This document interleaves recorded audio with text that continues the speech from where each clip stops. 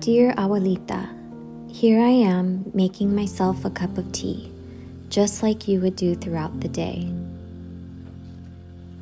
You may have not been a crazy animal lover like me, but while sipping on your tea and eating your pan dulce, you would always make sure to share some with the cats and dogs, while my family and I would yell out to you, "No les dé." Did that ever stop you?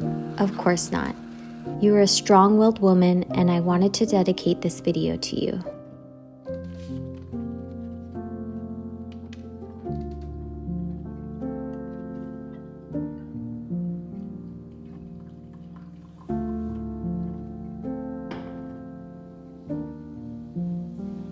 When I found out you were on hospice care, my heart fell into my stomach, and my eyes welled up. It was so hard knowing that I couldn't just hop in the car and be by your side to hold your hand. When I need to find comfort and clarity, I tend to go to the river by my house. While I wandered the forest, I was reminded of your strength and that it runs through my blood. I thought of the courage you had in the early 1970s to set off to America in search of a better life, not for you, but for your family. You left your 5 children and husband in Mexico to become a live-in nanny in hopes of one day bringing them over.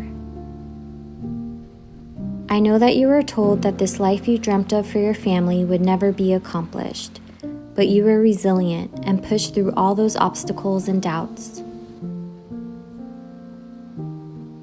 After 2 years of struggles and hard work, you managed to move your 5 children and husband to Los Angeles. I can't even begin to imagine having to do that nowadays as a woman. But you were able to do that 50 years ago, when women's rights weren't even half of what they are today.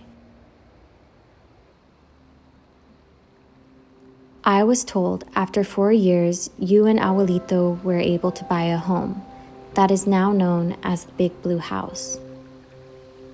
Did you ever imagine all those years ago that this place wouldn't just be your house, but a home to so many?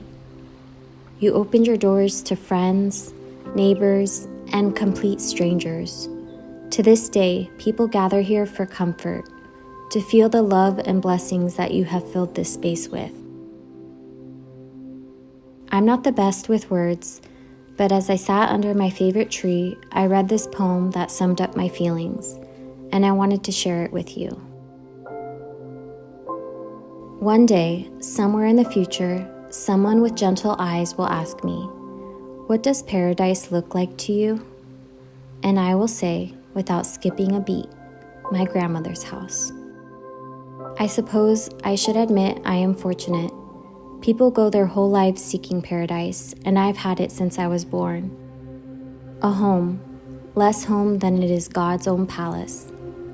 A garden, less garden and more cosmos, more universe.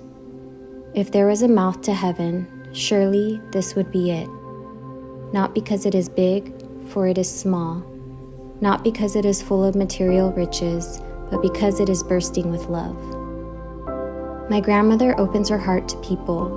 This is why paradise lives here, in a quiet little house hidden behind lychee trees.